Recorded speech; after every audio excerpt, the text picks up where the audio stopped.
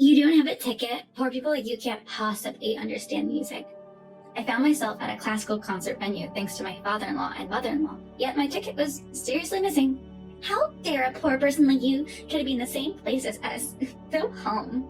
I was clearly being discriminated against, but the person who reached out to help me was my mother-in-law. Little did my sister-in-law know, she was about to hit rock bottom. My name is Betty. I fell in love with music at a young age. Being surrounded by the music I love was always a joy, but due to my shy and reserved personality, I never really played with others. I just play alone with toy instruments. We weren't a wealthy family, so taking music lessons was out of the question. In elementary school, I joined the wind ensemble without hesitation, and I stuck with it through high school. But whenever we had to play as a group, I was always the one dragging everyone down. That experience became a sort of trauma, making me uncomfortable in group settings, even outside of music. I found peace when playing an instrument alone. I often played in a corner of the music room. That caught the attention of my music teacher, who introduced me to a known musician. I was told I had a rare talent in music, but because we weren't well off, my parents never really understood or supported it. I always thought that maybe if I could get proper training, I'd be comfortable playing in a group setting. But due to my family's circumstances, that was never an option. I eventually gave up on pursuing music professionally, settling for enjoying it as a hobby. When I received my first paycheck as an adult, I went to my first ever classical concert.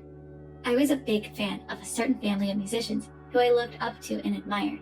The tickets were expensive, even for the worst seats. But I thought it might be my first and last concert, so I went for it, no regrets. I got a lot more out of it than the price of the ticket, and I was very satisfied. I'd love to go again if I get the chance, but I can't keep buying expensive tickets all the time. I'm contributing some of my salary to my family, and I have to save for a wedding too. As for marriage, I'm just waiting for the day I meet someone who feels right. After working for 3 years, my parents have started hinting that I should start thinking about my future. Back in the day, people usually got married in their late 20s to early 30s. My mom married my dad around that time too. Now, personal choice is highly valued. My parents seem to understand this and don't nag too much. But the lack of pressure makes me feel like I need to hurry up and get married. Even after getting a job, I'm still shy and introverted. I've been invited to group dates by female coworkers, but never really talked to anyone. Just being able to consider going on a group date is growth for me. So I decided to start with online conversations through a dating app. I met a guy who loves music and we hit it off online. After exchanging messages for a while, he asked to meet up and I agreed. When we met, I realized he was one of the members of a famous musical family I'm a huge fan of. People might wonder why I didn't recognize him from his profile picture, but who'd ever think it was actually them? His name was common enough not to suspect it was really him, and if he knew I was a fan, I feared he'd turn me down. I kept it a secret at first, but eventually decided to open up. I told him about my shyness and how I'm uncomfortable in large groups. He said, "I feel the same way." The more we talked, the more we clicked, and we decided to get married. When I told him I was a fan, he said he was honored and his smile was radiant. Things moved smoothly and a date was set to meet his parents. His family members were usually busy touring, but there happened to be one day when they were all home. I nervously entered his house and waited for his parents and his sister-in-law, entertained me in the meantime. She said, "As you might know, we're a musical family. If you can't play at least a violin, you're not really part of the family, you know?" I was in trouble. I had never touched a violin in my life, let alone played one. The school's band club didn't have room for violins. That's when her parents stepped in and said if she had musical skills, any instruments would do. But his sister-in-law insisted on the violin. Then he said, "Mom, don't we have a practice violin? Can we borrow it?" And he added, "Please give Betty and me some time for a quick lesson." His mother agreed. "Why not? It'll be interesting to see what you can do in about an hour. A string instrument, and a violin at that. I wasn't confident I could make a sound in just an hour." "But trust me, Betty, you'll be fine," he said. I took his word for it and even asked my mother-in-law if she'd lend me her violin. He has a practice room and we spent an hour there. It was my first time with a violin, one-on-one. Honestly, I was terrible, but "Twinkle, Twinkle, Little Star" is a song I know, so imagining it was easy. I focused on putting emotion into my play since my technique was non-existent. "You're doing great, Betty," my mother-in-law said. "Just making a sound on the violin is hard. You've come a long way, especially considering it's your first time. You're giving the music the respect it deserves." He also said, "You moved me," and gave me a big round of applause. The only one who looked unimpressed was my sister-in-law. I guess she thought I'd embarrassed myself. She never expected me to actually be liked by her mom. And so, I was accepted into this musical family. I've officially become a married woman. The relationship with my father-in-law and mother-in-law is good, but a problematic hierarchy with my sister-in-law is emerging. She picks on me, makes snide remarks, and harasses me. She's very pushy and always retaliates if I talk back. I don't have the courage to do so, but that seems to irritate her even more. Either way, the harassment increases. When the family was on tour, there were days where sister-in-law didn't perform due to the tour structure. On those days, it was just sister-in-law and me left at home. Although we had a housekeeper, sister-in-law insisted that I should cook. After tasting it, she kept saying it was awful and poorly made. Even when she told me to remake the meal, she'd throw it away right in front of me, saying she didn't want to eat it anymore. She even spills soup intentionally. Acts like stepping on the small of my back or putting her foot on my head also happen. Even during family dinners, I get called to the bathroom. "When will you learn proper table manners? I don't want to share a table with someone like you," she said. My husband, father-in-law, and mother-in-law think I'm getting better, but she says, "I can't believe you can't even manage that." I don't think I'm as ill-mannered as she claims. Still, the sadness and frustration of not being acknowledged make me feel pathetic. After she leaves, I hide and wipe away my tears. Then my husband comes and says, "I was worried when you didn't come back. Wait, why are you crying? Is she giving you a hard time? Don't hold back, tell me everything." What a sweet man.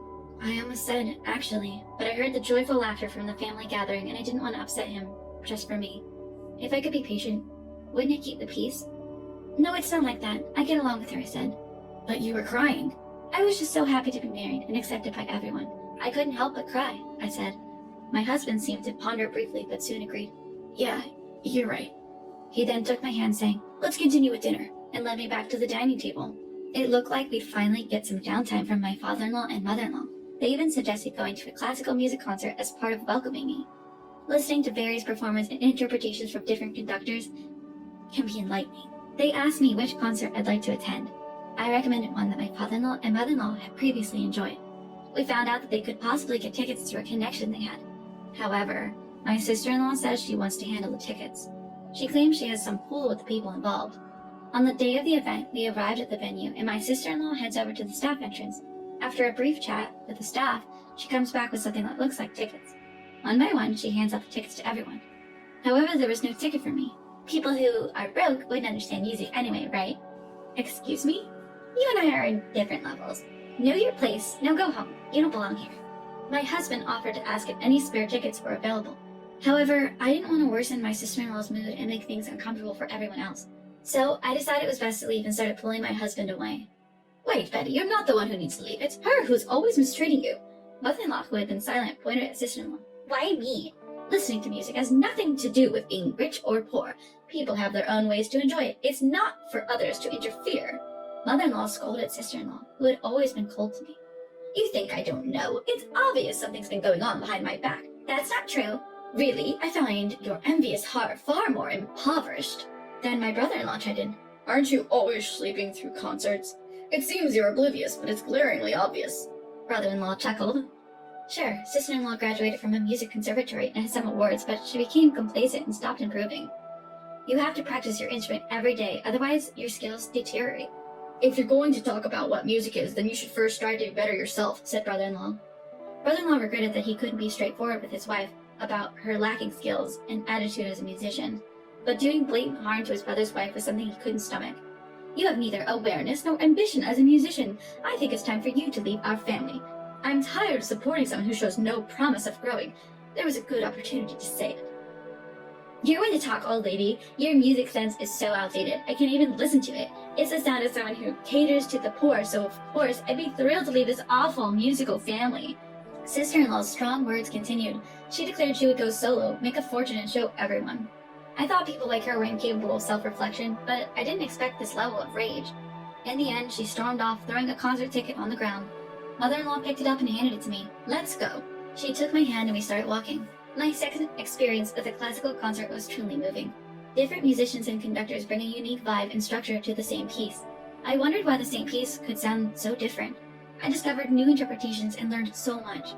My mother-in-law seemed to notice my enthusiasm. After, the tension between my brother-in-law and sister-in-law reached a boiling point. Attempts to compromise and start anew failed, leading to their eventual divorce. My former sister-in-law hastily organized her solo concert. Ignoring advice, she overconfidently rented a venue that holds 5,000 people. Even popular classical concerts rarely fill such large spaces. Unsurprisingly, tickets didn't sell, and she ended up buying many herself to make the hall look less empty. Merchandise sat unsold, leaving her with an overstocked warehouse. Her second solo concert was equally dismal, attracting only a handful of attendees. Lacking both talent and a likable personality, she was unpopular. Online criticism abounded. Unable to pay her staff or cover other costs, she quickly sank into debt. Attempts at street performances were met with comments like, "You're terrible, stop annoying us," and even resulted in water being thrown at her. On my end, my mother-in-law suggested that I should get professional music training, given my apparent talent. I was both surprised and delighted by the suggestion, though I felt it was a little late to start learning an instrument. But it felt like an opportunity I had given up on was presenting itself again, and I couldn't believe it. I was told the choice of instrument was up to me. I'm considering the violin, especially since my husband has been helping me with it. My mother-in-law found a top-notch instructor who has nurtured many skilled violinists. I even began accompanying the family on their concert tours and helping out behind the scenes. Every day feels blissful as I spend more time with music and feel myself improving. My current dream? To perform a solo accompanied by my husband on the piano.